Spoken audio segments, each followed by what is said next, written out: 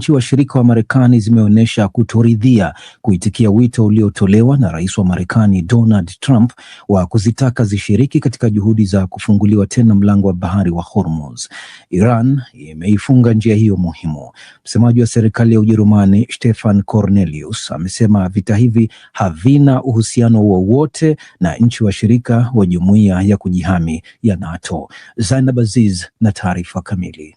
Waziri wa mambo ya nje wa Italia Antonio Tajani aliwaambia waandishi wa habari mjini Brussels mapema hii leo kwamba nchi yake inaunga mkono kuimarisha shughuli za baharini za Umoja wa Ulaya za kupambana na uharamia katika Bahari Nyekundu, lakini amesema hadhani kama itawezekana kuujumuisha mlango bahari wa Hormuz.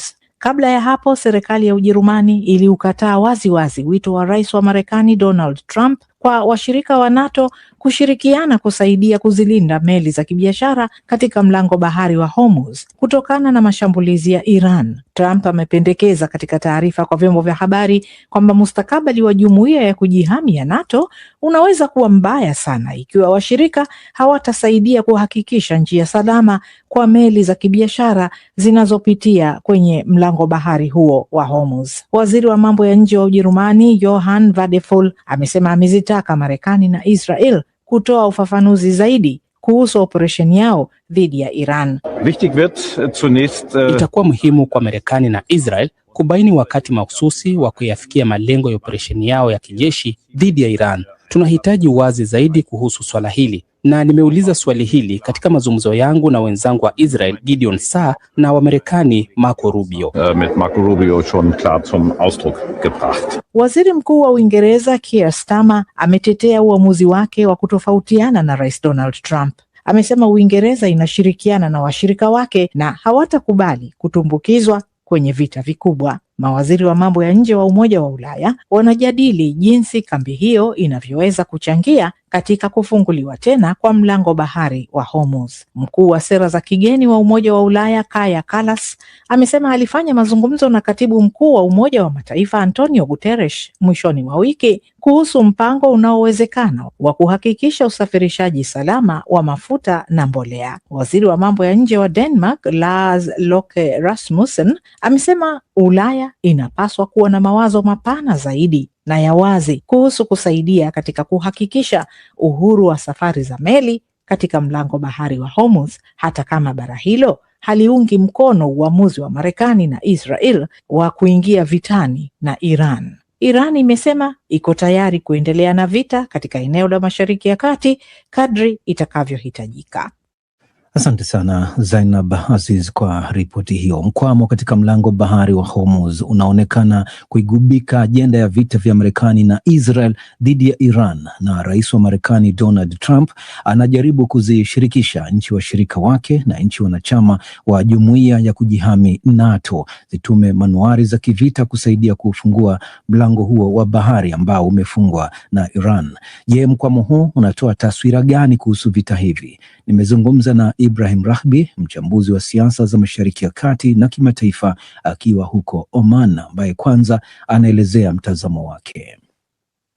Bila shaka tumeingia kwenye tatizo jingine jipya kabisa ambalo halikuwepo mwanzo. Trump na serikali yake na majeshi yake, mada kubwa ambayo inazungumzwa kwenye vyombo vya habari ni kufungua mfereji wa Hormuz. Yaani ajenda iliyowapeleka Irani haipo tena mezani. Regime change hakuna, kuangamiza makombora hakuna, kuzuia Irani kuwa na nyuklia hakuna, kuzuia Irani kumiliki proxy wao, ni mada ambayo imepotea kabisa hivi sasa. Na hali ambayo inajitokeza sasa hivi ni kwamba mataifa ya Ulaya hayataki kushiriki, yanasema vita si vyao. Kwa hiyo inaonekana kuna mgawanyiko kabisa katika nchi za Ulaya. Kwa mfano Ujerumani, wao wamesema kwamba hawatashiriki kabisa, na si tu washirika wa Ulaya ambao wameonekana kuwa hawana, ili washirika wa Marekani, Japani wametoa taarifa kuwa hatuwezi kushiriki. Australia wamezungumza hiyo kuwa hatuwezi kushiriki kwenye hili. Ukimsikia waziri wa mambo ya nje wa Ujerumani alichokisema kuwa muungano wa kwanza ule tuliungana kwa ajili ya kushughulikia Wahuthi haukufanikiwa na haukufanya kazi. Sasa anaona kuwa hata kama tutaungana huu muungano mpya wa ajili ya mfereji wa Hormuz, mnajifunza kutoka kwenye ile kilichotokea nyuma. Nadhani njia bora zaidi ya kufungua mfereji ni ya mazungumzo ambayo ni lazima iwashirikishe Irani. Na je, unaona hili linawezekana katika mazingira ya sasa? Ni vigumu sana, kwa sababu ukiangalia kwa haraka utaona kuwa nani anaweza kuja kubadili hali ya hewa? Kama Marekani anaomba msaada hivi sasa kwa nchi zingine ziweze kutoa usaidizi kwa ajili ya kufungua mfereji, tutamuuliza kuwa mbona pembeni tu ya mfereji kuna kambi zako za kijeshi nyingi sana zimekaa hapo? Eneo hili lilikuwa na askari zaidi ya 40,000. Kambi za kijeshi, kambi ya maji iko pale Bahrain, na ndio Bahrain imefungwa kamili, haiwezi kupita kwenye mfereji. Lakini washirika kama Kuwait, washirika kama Iraq, UAE, kote ni nyumbani mwa kambi kubwa za Kimarekani zenye maelfu ya wanajeshi wake. Shinikizo la Trump na kutumia kwake vitisho kujaribu kuzishinikiza nchi wanachama wa jumuiya kujihami NATO zishiriki katika mchakato mzima wa kufungua mlango bahari Hormuz. Vitisho hivi unavionaje? Unavieleza vipi?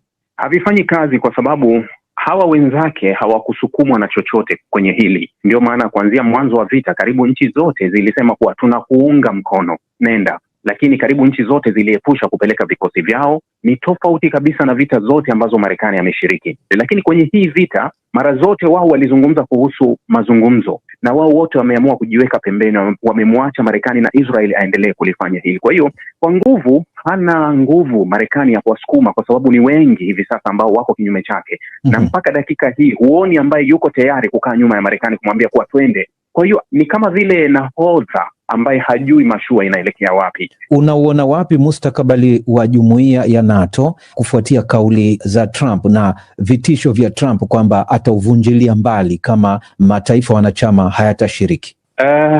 Ni uamuzi mgumu. Trump anabaki kuwa yeye ndio kiongozi mkuu wa NATO. NATO amekuwepo, lakini Marekani ni NATO. Lakini hata Marekani kujitoa NATO pia inakuwa sio NATO, wanakuwa sio NATO wenyewe. Lakini kuwashinikiza NATO waingie, NATO wanajua athari ya kujiingiza kwenye huu mgogoro moja kwa moja. Ulaya wanaona hiki kitu kinaendelea Mashariki ya Kati leo, kuwa hakuna nchi yenye ulinzi mzuri na bora wa anga kuzidi Israeli.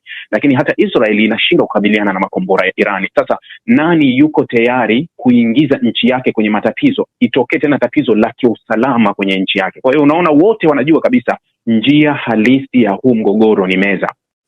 Ibrahim Rahibi, kama nilivyozungumza naye kuhusu mkwamo katika mlango bahari wa Hormuz. DW tunavuma kwa kishindo.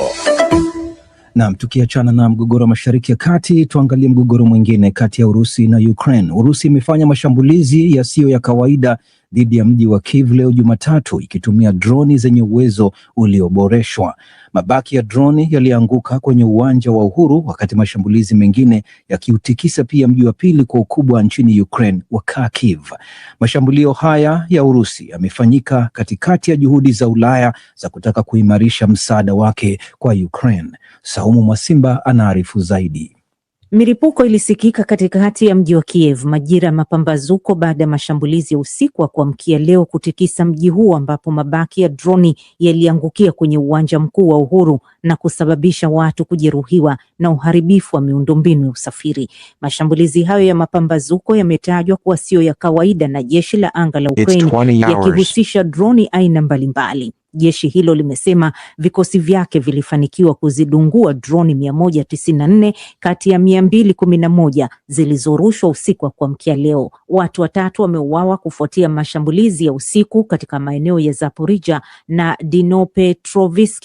Mji wa Kharkiv pia ulishambuliwa na watu 3 walijeruhiwa na miundombinu kuharibiwa. Mashambulizi hayo makali ya Urusi dhidi ya Ukraine yamefanyika katika wakati ambapo juhudi zinazoongozwa na Marekani za kujaribu kuziita kwenye meza ya mazungumzo Kiev na Moscow zikionekana kufunikwa na vita vya Marekani na Israel dhidi ya Iran. Hata hivyo, barani Ulaya vita vya Ukraine vimeendelea kuwahangaisha viongozi wa mataifa ya kanda hiyo, ambapo leo mawaziri wa mambo ya nje wanajadili namna kuipatia msaada zaidi Kiev.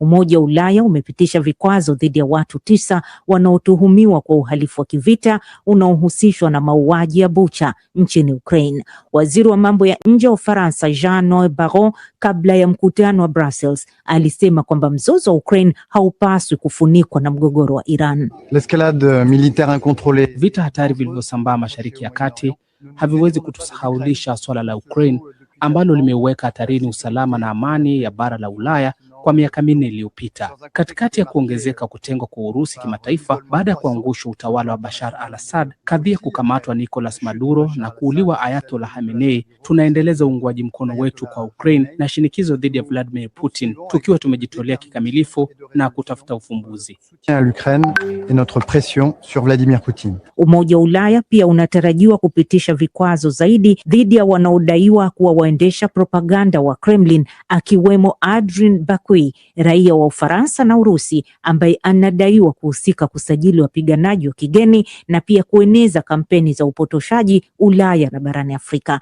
Hungary hata hivyo imesema haitounga mkono vikwazo dhidi ya Urusi wala msaada wa fedha kwa Ukraine. Wakati huo huo, Kenya ambayo raia wake ni miongoni mwa Waafrika waliorubuniwa na kuingizwa vitani na Urusi, imesema Moscow imekubali kuacha kuwasajili raia wa nchi hiyo kujiunga na vita vya Ukraine. Uamuzi huo umefuatia ziara ya waziri wa mambo ya kigeni wa Kenya, Musalia Mudavadi, mjini Moscow. Ripoti yake Saumu Mwasimba kuhusu mgogoro wa Ukraine. Tukamilishe